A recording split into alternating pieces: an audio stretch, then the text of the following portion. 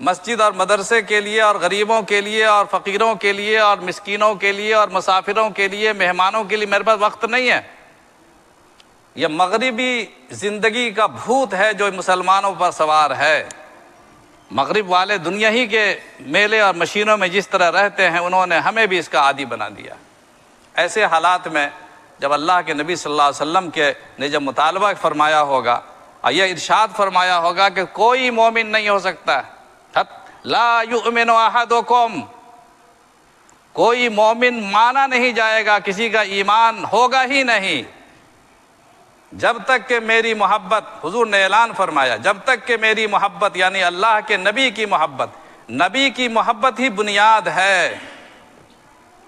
محمد کی محبت دین حق کی شرط اول ہے، محمد کی محبت دین حق کی شرط اول ہے، اسی میں ہو اگر خامی تو سب کچھ نہ